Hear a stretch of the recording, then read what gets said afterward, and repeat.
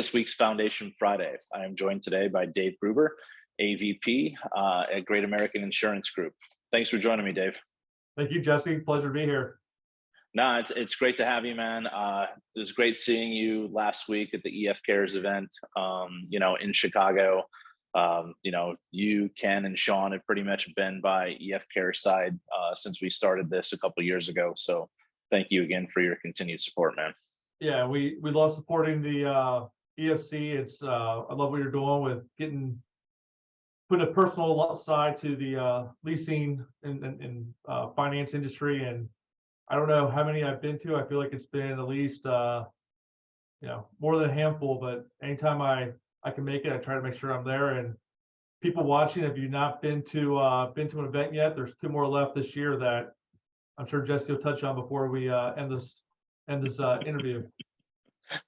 Yes, sir. And then thanks again, Dave. So Dave, for people who haven't met you yet, do you mind just kind of introducing yourself, and then we're going to get into the Joel Cornett Foundation?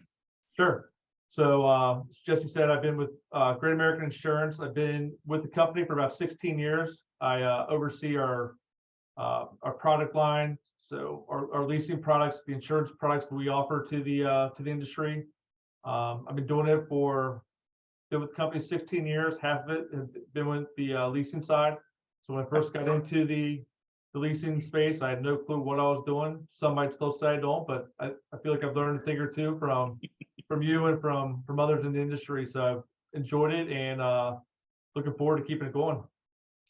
Excellent. Well, thank you for that. So we're here today to discuss the Joel Cornett Foundation. So I guess we'll dive right into it, man. So what is the foundation?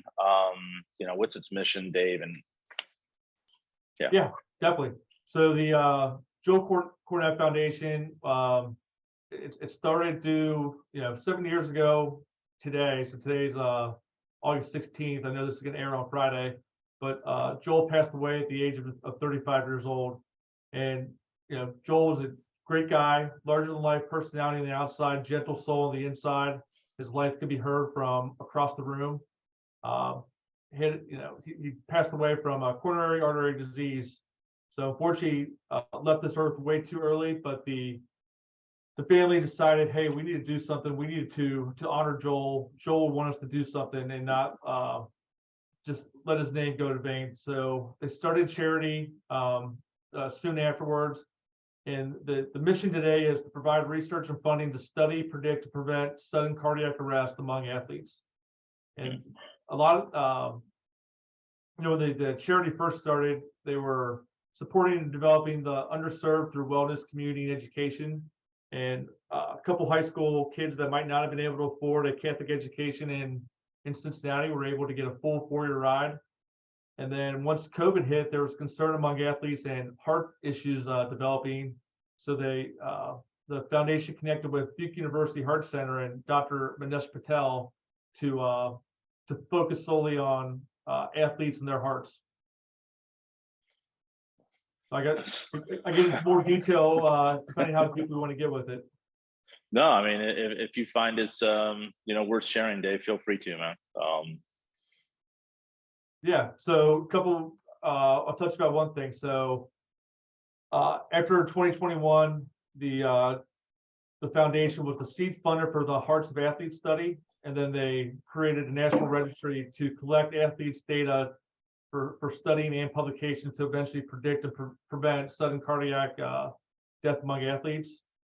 And in 2022, the foundation pledged a 6-figure grant to support the study for this and raise awareness to the American Heart Association. So we teamed up with the AHA to do this, and that allowed more U.S.-wide experts from prestigious institutions to accelerate this research instead of doing like a silo approach over here and over there. And so the team launched the registry, study, published findings, and long-term, the goal is to uncover evidence needed to predict and prevent sudden cardiac death among athletes. And these findings won't only just help athletes, but also benefit the general population's approach to heart health. And the thinking is that the future will be science-based instead of more of a consensus-based model that we're doing today. And if we're able to determine what's the root cause that are impacting some of these most in shape, fitness savvy people in the world. It's going to help the Dave Grubers and the Jesse Johnsons of the world as well, because we don't fit that category. No, we don't. So Dave, how did you get involved with this foundation? Yeah, great question. So Joel's younger brother Jordan, has been a friend of mine since we were walking the halls at St. Xavier High School in Cincinnati, Ohio. So Joel is 2 years older than Jordan, and that's my connection. Is one of my good friends for the past 25 years. It impacted him and his family, and been a big supporter of the foundation ever since it started. And then when I know you mentioned some of the research and everything that they do. So when people make a donation, so EF Cares will be donating. I guess when we make a donation in the equipment finance community, I guess people in general make donations. Where do those dollars go? Sure. So it goes right to the Heart of Athletes study. It'll go to that. One thing so in 2023, the American Heart Association was able to leverage the initial lead gift from the Joel Cornett Foundation to attract additional like-minded funders, and they end up getting over $1 million more to the cause. So it's raising the awareness and getting the name out there of what this study is for, what it's going to do, and it's going right to the American Heart Association study for the to raise awareness and find hopefully one day find a cure of why these athletes and their hearts are. I mean, you see it. I mean, unfortunately, it's a tragic story because you get. I mean, a lot of them.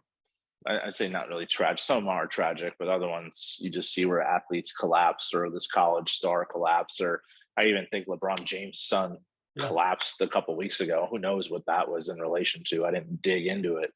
But you assume that some of these things are heart related in nature, and if there's commonalities, I couldn't imagine that happening to like my son or daughter.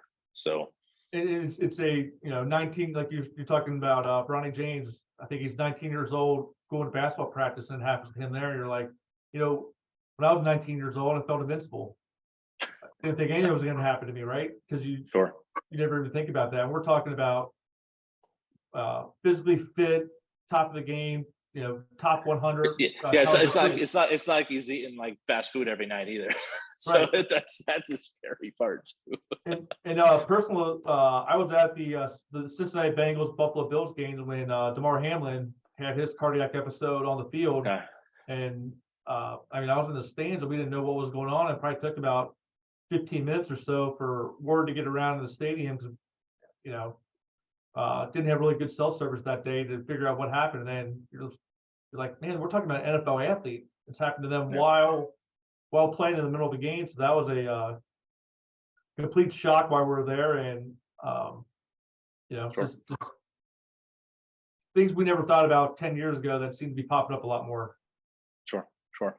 So, Sean, when our equipment finance community is watching this interview or seeing the Joel Cornett Foundation logo on our website and just in the general public here, what can they do to kind of make a difference to increase awareness to these potential heart conditions that are causing these problems for athletes?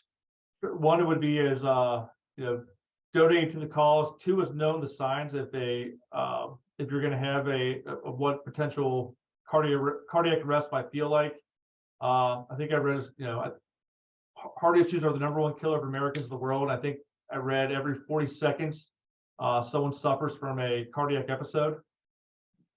So that's one. And if you go to the Joel Cornett Foundation website, there's I think it's about a 6-minute video about Joel, his story, his life, and who he was as a person. To know Joel had a passion for life. He was very passionate about helping others. I texted Jordan before getting on here, and he told me, bring the passion like Joey would. So, being a Division I basketball player. So Joel went to college at Butler University, and for those who are familiar with basketball, you might remember that before Butler became, as a Big East basketball school and making Final Fours, Butler was a little guy. They were the David trying to beat Goliath. He was on those teams that helped one, make the NCAA tournament, two, make a name for Butler University, and we'll go down as one of the best players to ever put on the Butler uniform. But his motto was, back in 2003, Butler made the NCAA tournament as a at-large bid, where a lot of people didn't think they should have, because they were a mid-major school. They didn't belong. The NCAA tournament should be safe for the blue bloods out there. And they weren't expected to go very far that year, and they ended up in the Sweet 16. And in the press conference going there, Joel was quoted saying, "Nobody gave us a chance, nobody believed in us, but we are still playing for a national championship, and we are still here." So that's where the motto of the foundation, "We are still here," comes from. Is that that soundbite. And he was pissed. Like, he was pissed that the reporters, that they asked these questions. He's like, we're still playing for a national championship. We're in the Sweet 16. There's only 16 of us left, but none of you guys gave us a chance. So that tagline still lives with the foundation today. Perfect. Well, I'll make sure I put the website before and after this video, Dave. And Dave pretty much attends every conference, just like I do. I think the majority of them. So for those of you watching this and you want additional information, feel free to reach out to Dave directly, or go to the Joel Cornett Foundation website. And I greatly appreciate your time today, man. Thank you. You got it. And we did they do a charity golf outing every year. And I did get some pointers for your golf outing next year. They had a DJ on the course for one of the holes, and this DJ was bumping. You could hear it for about 3 or 4 holes. It was pretty interesting. It kind of changed the vibe of what was going on there. Well, we'll have to check that out. I mean, because Sean or known the course that he belongs to, I don't necessarily know if they would allow a DJ on the course, especially, I mean, I think we were like Caddyshack coming to that clubhouse anyways, but not a bad idea though. It was the first year for a DJ. And then another thing is, last year they had Charles Barkley come in and speak at it. And Charles Barkley is the same guy you see on TV as he is in person. Like, and he likes tequila, so he fit in with some of our leasing friends as well. We'll see what we can do there to maybe dial up that connection. That would be entertaining. Yes, it would. but Jesse, in all sincerity, thank you so much for the donation from the family, Christy and Joel Sr., and then Jordan, his wife Shay, and Jonathan and Kristen. Appreciate the support to JCF, and we get you after the golf outing next year. That'd be great. Okay, that sounds great, Dave. Appreciate your time today, man. Look forward to seeing you here in a couple of weeks. Take care. Good. Thank you. Thanks.